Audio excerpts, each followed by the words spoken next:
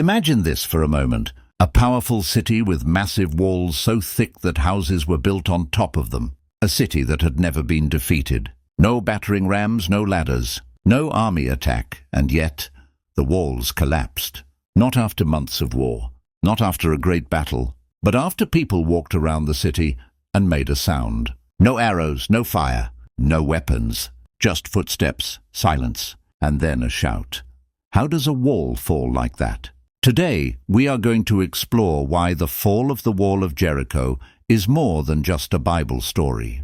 Why it raises deep questions science struggles to answer. Why resonance, timing, archaeology, and human logic all collide in a way that makes many people believe this event points to something greater than chance.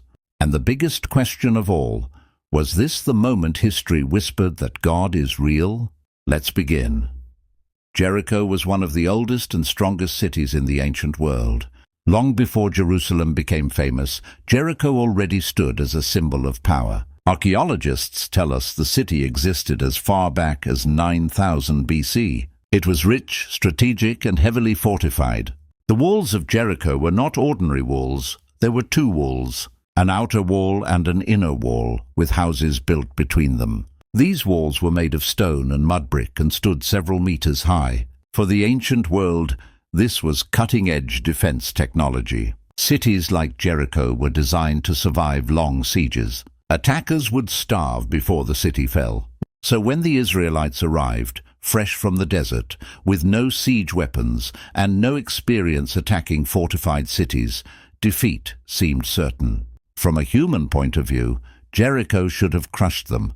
But something strange happened. According to the biblical account, God did not tell Joshua to attack. He did not give military instructions. Instead, he gave a plan that made no sense. The people were told to walk around the city once a day for 6 days. No shouting, no fighting, just walking. Then, on the 7th day, they were to walk around the city 7 times. After that, the priests would blow their trumpets, the people would shout, and the walls would fall. Think about how ridiculous this must have sounded. If you were a soldier, would you trust this plan? If you were a commander, would you bet your life on walking and shouting? This is where the story becomes powerful. Because the fall of Jericho wasn't just about a miracle. It was about obedience, timing, and something science today calls resonance.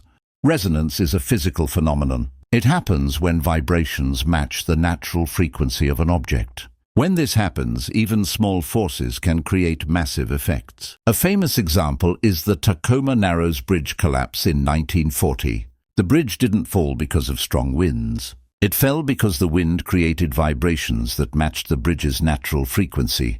The energy built up until the structure could no longer hold itself together. Another example is glass shattering when a singer hits the exact right note. The voice is not powerful, but the frequency is precise. Now here is the question. What if Jericho's walls had a natural frequency? What if repeated footsteps, synchronized movement, trumpet blasts, and a massive unified shout created vibrations at just the right moment? Some scientists say it's impossible. Others say resonance can do incredible things when conditions are perfect. But here's the problem. The Israelites did not have the scientific knowledge to plan resonance. They did not know physics. They did not understand frequencies or vibration theory. So how did the timing work? This is where belief in God enters the discussion. Because if resonance played a role, then someone had to know the exact timing. Someone had to know when to walk, how long to wait, when to shout, and when the sound would matter. And the Israelites didn't design the plan, they followed it. Which leads to a disturbing question for skeptics. If this was coincidence, why did it happen exactly when the plan said it would? Why not on day 3? Why not day 5? Why not during the first shout? Why the 7th day? Why the 7th lap? The number 7 appears again and again in the Bible. 7 days of creation, 7 years of rest. 7 lamps, 7 seals. Even outside religion, 7 appears as a number tied to completeness and cycles. Was this random, or was it designed? Archaeology adds another layer to this mystery. Excavations at Jericho show that the walls did collapse outward, not inward. This is important. Normally, when a city is attacked, walls fall inward from pressure. But at Jericho, the walls fell outward, creating a ramp. This would have allowed attackers to walk straight into the city. That detail matches the biblical account exactly. Even more interesting, archaeologists found that Jericho was destroyed suddenly. The city wasn't slowly abandoned. Food supplies were still in storage. Grain jars were full. Why is that strange? Because in ancient warfare, conquering armies usually took the food, or cities starved during long sieges. But Jericho fell quickly, suddenly, just like the Bible says. Now ask yourself this: if the Bible was written centuries later, how did it get these details right? Why include information that archaeology would only confirm thousands of years later? Some argue the story was exaggerated or symbolic, but symbols don't explain collapsed walls, burned layers, or sudden destruction. Others argue an earthquake caused the walls to fall. But earthquakes don't wait for trumpets. They don't respect religious schedules. They don't collapse walls at the exact moment people shout. And earthquakes don't usually leave cities with full food stores. So what really happened? Let's talk about sound. Sound is vibration. It travels through air, stone, and earth. Ancient trumpets, like the shofar, produced low-frequency sounds. Low frequencies travel farther and penetrate deeper into structures. Now imagine thousands of people moving in rhythm. Footsteps, drums of movement. Trumpets sounding, silence building tension. Then a unified shout. Not chaos, unity. If resonance occurred, it would not be accidental noise. It would require perfect timing and coordination. Who coordinated it? Joshua didn't invent the plan. The priests didn't design the physics. The people didn't understand the science. They followed instructions. And that is where faith meets evidence. Because the fall of Jericho was not just about walls. It was about control over natural laws. If God exists, he would not need to break the laws of physics. He would simply use them perfectly. That idea changes everything. It suggests miracles are not magic tricks. They are moments where natural laws obey a higher intelligence. This is why the story of Jericho still unsettles people today. Because if this event was real, then God didn't just act in the past.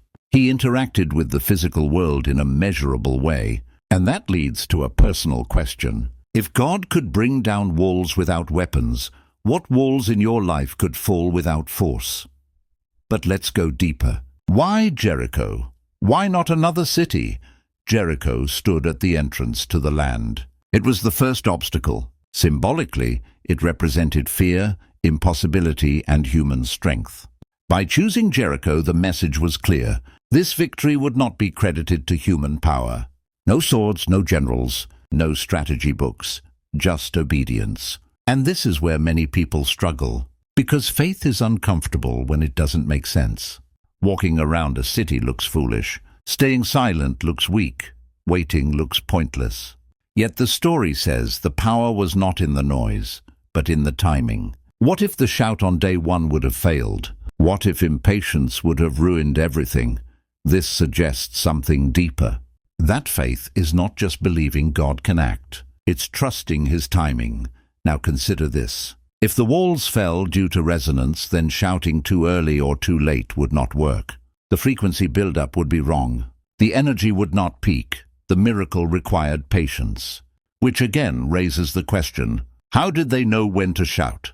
Because they were told, and the instructions worked. Some people argue this story is propaganda. But propaganda usually glorifies human heroes. Jericho glorifies obedience. Joshua is not shown as a military genius. The people are not shown as warriors. The hero of the story is invisible. That alone is unusual in ancient literature. Now let's talk about belief. Does this prove God exists in a laboratory sense? No, but it creates a pattern where faith aligns with physical outcomes. A pattern where obedience produces results beyond human ability. A pattern where history, archaeology, and science intersect. Many modern believers say they don't believe because of blind faith. They believe because the story fits reality too well to ignore. And skeptics face a difficult choice. Either this event was the greatest coincidence in ancient history, or it points to something beyond chance. Which explanation requires more faith? Believing that thousands of people accidentally produced perfect resonance at the exact right moment, or believing that a higher intelligence guided the event?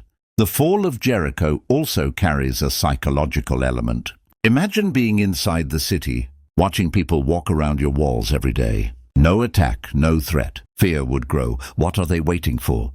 Why aren't they attacking? What do they know? Fear weakens defenses. Confidence cracks first. By the seventh day, tension would have been unbearable. Then the sound, shock, collapse. From both sides, the event was overwhelming. Now think about this. The story does not say the walls crumbled slowly. It says they fell flat, instant, total. This kind of failure suggests structural collapse, not gradual damage. Again, resonance fits.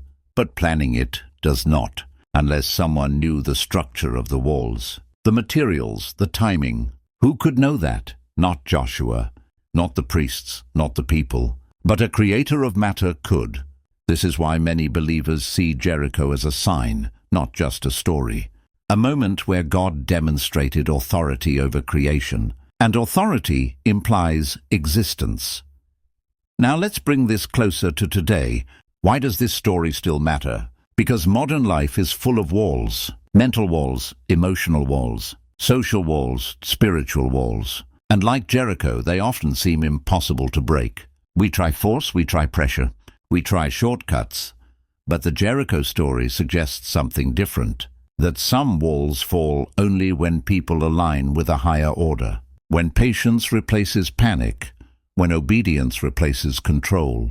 This is why the story continues to inspire millions across cultures and centuries. Not because it's dramatic, but because it reflects a truth people experience again and again. That there are moments when effort fails, but faith succeeds. Still, the question remains, was it really God? Or was it coincidence wrapped in religious meaning?